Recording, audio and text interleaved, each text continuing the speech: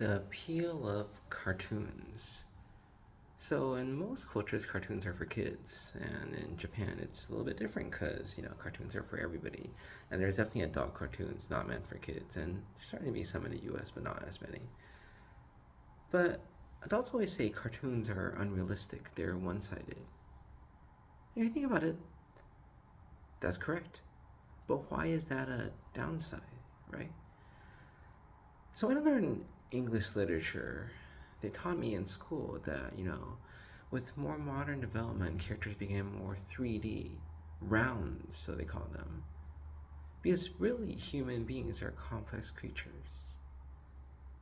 And to that, I didn't ask this when I was in high school, but now I wonder. So, are you saying that thousands of years ago, human beings were not complex 3D characters? Because obviously, you have stories like in the Bible, Jacob, Esau, betraying your own family. Those are, but then turning out to be God's chosen leader. Those are very interesting things, right? And I think people have always known that people are not exactly good or bad. They're many times good and bad. They do good and bad things. Bad people may sometimes even do good things, and good people often do bad things. And I think for me, the very interesting point is, why is it bad to have one-sided creatures, such as cartoon characters?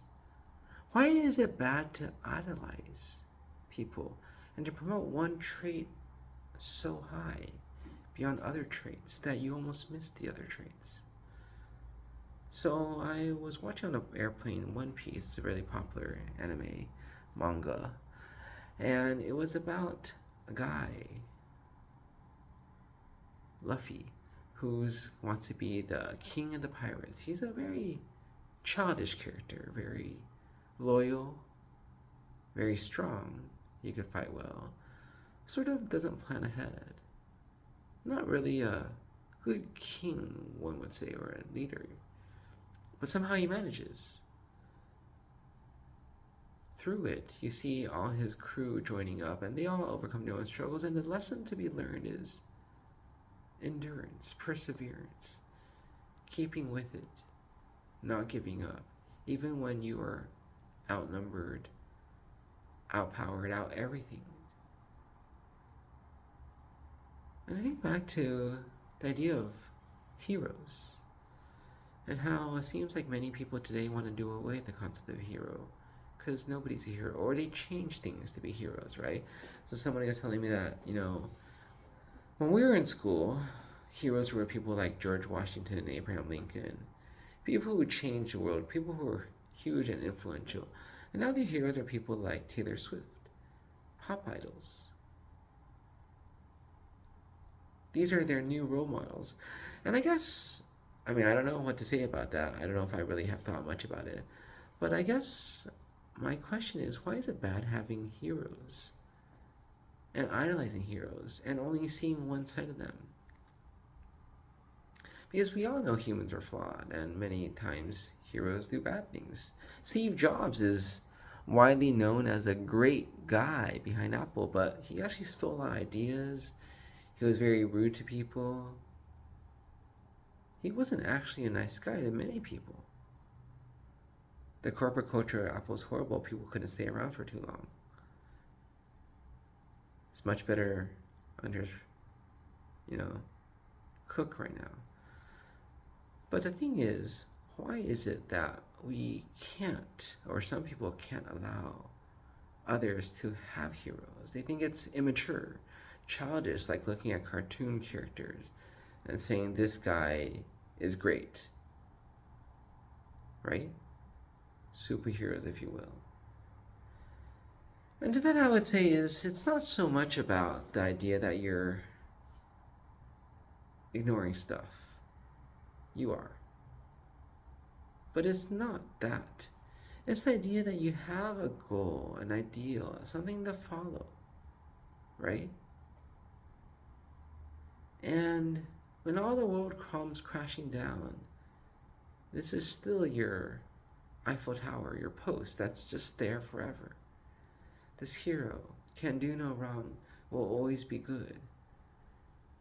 And there's different ways of coming about. One is to create a fictional character or adopt a fictional character as your hero.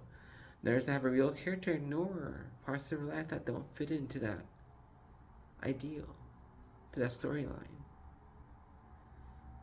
Because I would say that many people are motivated by heroes, be it Taylor Swift or Abraham Lincoln. And I don't know if that's a bad thing. There are very few people who can motivate themselves and not have role models.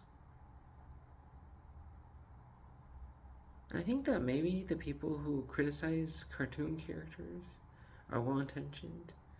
They want children to learn that people are more complex than just that.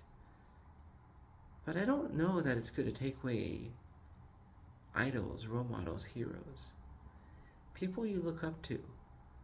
Yes, it's understandable that at one day, at one point in your life, you'll realize, hey, this person isn't all that.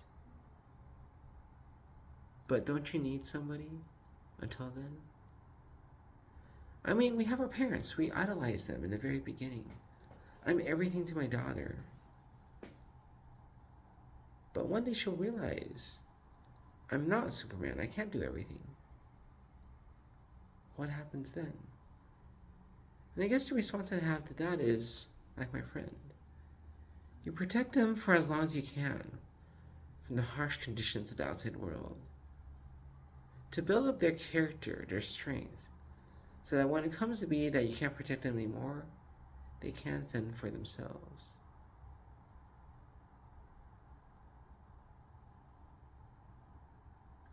Cartoons, heroes, they have a role in today's world. For children, for adults, because we should always be learning and striving to do something more. And that's what heroes and idols propel us to do. And yes, one-sided, silly cartoon characters.